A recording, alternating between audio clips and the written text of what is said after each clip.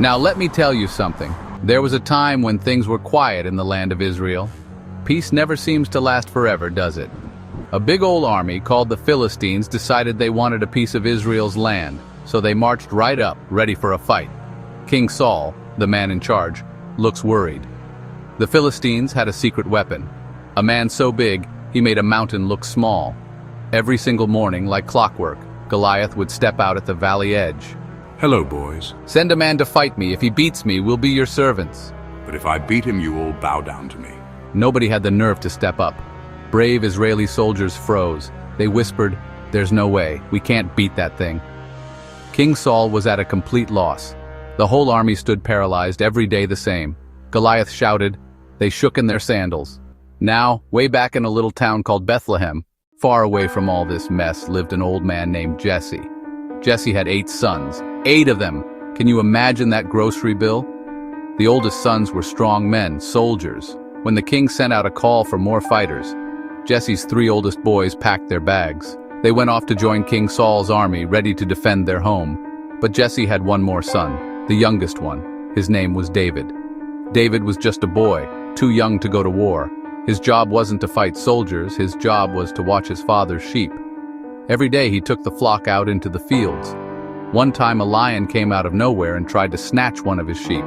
David didn't run. He chased that lion down and got the sheep back. Another time a big old bear came creeping in during the night. David stood his ground and drove that bear back into the wilderness. He wasn't big and strong like a soldier, but he had a heart full of courage. See, David had something special. He had faith. While he was out there with the sheep, under the big open sky, he would sing songs to God. He'd say things like, "When the lion draws near, I will stand without fear. By your hand, I am strong." One day, David's father, Jesse, called him over. He said, "Son, I need you to do something." He had packed up some bread and cheese. "I want you to take this food to your brothers at the battlefield and see how they're doing." David didn't hesitate. He was probably excited to get a glimpse of the action. So, early the next morning, he left the sheep with another shepherd and set off on his journey. When David finally got to the camp, it was a scene of chaos and fear. Soldiers were running around, but not to fight. They were running to hide. Just as David arrived, he heard that terrible, booming voice. It was Goliath, doing his daily routine of shouting and making threats. David saw the fear on the soldiers' faces. He saw grown men trembling. He turned to a soldier and asked, "Who is this Philistine, and why is no one fighting him?" His own brothers were not happy to see him there. His oldest brother, Eliab, got angry. "What are you doing here?" he snapped. "You should be back with the sheep. You just came to watch the battle, you stupid little boy." But David wasn't trying to be arrogant. He was confused. He was shocked. He couldn't believe that the entire army of Israel was letting this one man disrespect them and their God. He said, "But we have to do something. If no one else will fight him, then I will do it." Word travels fast in an army camp, especially when it's about something crazy. Pretty soon, the news that a young boy was willing to fight Goliath reached the king himself. King Saul was in his tent, feeling low. He felt like God had abandoned him. When his guard told him a warrior had stepped up, he was excited. But when David walked in, the king's hope just sank. "Is this a joke?" "You're just a boy." David stood there calm and confident. He looked the king right in the eye. "My king, God has not abandoned us. He just waits for someone to believe again." David then told him the stories. He told the king about the lion. He told him about the bear. It wasn't about his own strength, it was about his faith.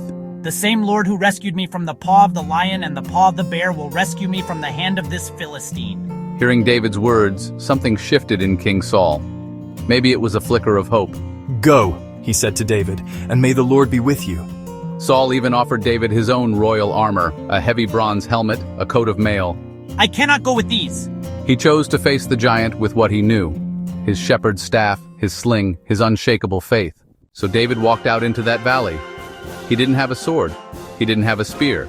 He didn't have fancy armor. He stopped by a stream and picked up 5 smooth stones, putting them in his shepherd's bag. When Goliath saw this little shepherd boy coming to fight him, he laughed. He felt insulted. This was Israel's champion, a kid with some sticks. Am I a dog that you come to me with sticks? But David wasn't shaking. He wasn't scared. He shouted right back at that giant, "You come to me with a sword and with a spear and with a javelin. But I come to you in the name of the Lord of hosts, the God of the armies of Israel." Then, before Goliath could even process what was happening, David ran toward him. He reached into his bag, pulled out one of those smooth stones and placed it in his sling. He started swinging it around his head, faster and faster, building up momentum. He let it fly. That little stone shot through the air like a bullet and hit Goliath square in the forehead. The giant froze. He stumbled, and then he came crashing down, face first onto the ground. The monster was defeated. The boy had won. When the Philistine army saw their champion fall, they panicked. They couldn't believe it. Their biggest, baddest warrior was taken down by a little shepherd boy with a rock. On the other side, a huge cheer rose from the Israelite army. Seeing David's victory filled them with courage. The fear that had held them captive was finally broken. The story of Goliath was over, but the story of David had just begun. That young boy who was overlooked, the one they said was too small and too young, became a hero. He showed that size of a person doesn't matter as much as the size of their faith. This isn't just an old tale, there's a powerful lesson for all of us in 2025. We all face giants. Your giant might not be a 9-foot warrior. Your giant might be a big debt. Your giant might be a sickness. Your giant might be a broken relationship. It's that thing that stands in front of you and shouts, "You can't win, you're not strong enough." But remember David, he didn't focus on how big the giant was. He focused on how big his God was. He faced his fear with faith. True courage isn't no fear. It's moving forward even when you're scared because you believe in something bigger. So next time you face a giant, don't tremble. Look at it and say, "You may be big, but my God is bigger." Find your 5 smooth stones, your faith, your courage, your hope. Take that shot. You might just surprise yourself.